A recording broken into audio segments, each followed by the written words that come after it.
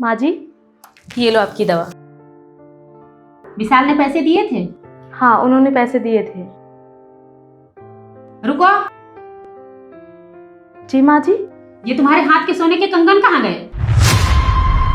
माँ जी वो गुम हो गए। गुम हो गया?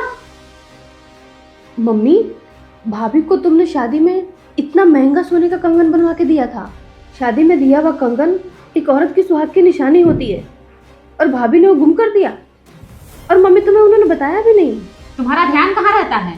इतने महंगे सोने के कंगन तुमने घुमा दिए।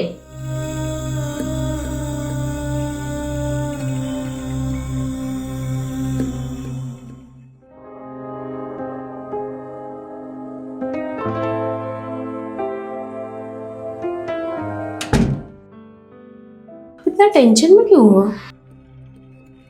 क्या बताऊं, मम्मी के दवाई का ख़त्म होने का टाइम भी आ गया और इस महीने पैसे भी ज़्यादा खर्च हो गए। कुछ समझ में नहीं आ रहा है कैसे मैनेज करूं, मम्मी का दवाई कहाँ से लाऊं।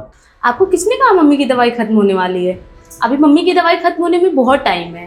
क्या मम्मी की दवाई ख़त्म होने में भी टाइम है? हाँ, रुको, ये तुम्हारे हाथ में जो सोने के कंगन थे वो कहाँ गए?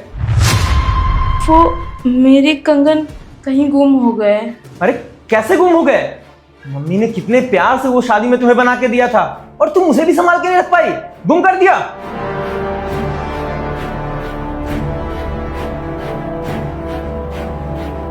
भैया, मुझे लग रहा है भाभी झूठ बोल रही हैं।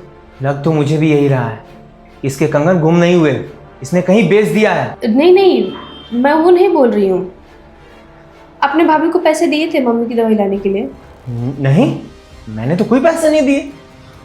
मेरे सामने ही भाभी ने मम्मी को दवाई ला के दी है, और जब पैसे आपने नहीं दिए तो फिर भाभी दवाई कहाँ से लाई हैं? उनके हाथ में कंगन भी नहीं दिख रहा है। आप मेरे साथ चलो।